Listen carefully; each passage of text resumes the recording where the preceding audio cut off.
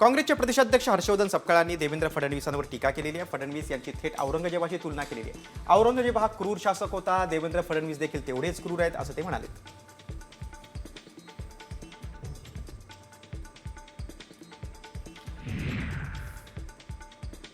भाजपचे आमदार सुरेश धस खोक्याच्या कुटुंबियांची भेट घेण्यासाठी दाखल झाले। वन विभागाच्या कारवाईनंतर पहिल्यांदाच धस खोक्याच्या घरी आले, तर खोक्याच्या घरावर कारवाई करण्यासाठी वन विभागानं जास्त घाई केली असे धस म्हणाले।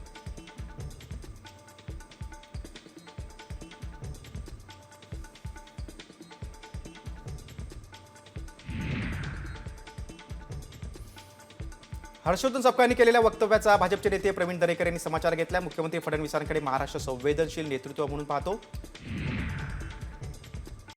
कॉमस्कोर नुसार आता isakal.com आहे देशातील नंबर 1 ची मराठी न्यूज वेबसाईट। प्रत्येक अपडेटसाठी isakal.com ला नक्की भेट द्या। जो जातीवाद करेल त्याला लात मारेन असा संताप गडकरींनी व्यक्त केला आहे। कोणताही व्यक्ती जात पंथ धर्मानं नाही तर गुणानं मोठा होतो असं देखील त्यांनी म्हटलंय।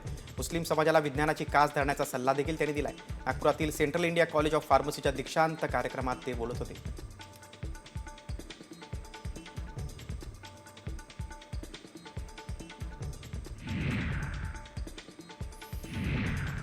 बीड शिक्षक आत्महत्येचं प्रकरण निशब्द करणारी घटना आहे। पोस्टमध्ये ज्यांची नावं आहेत त्यांच्यावर कडक कारवाई करण्यात यावी अशी प्रतिक्रिया आमदार सुरेश धस यांनी दिली।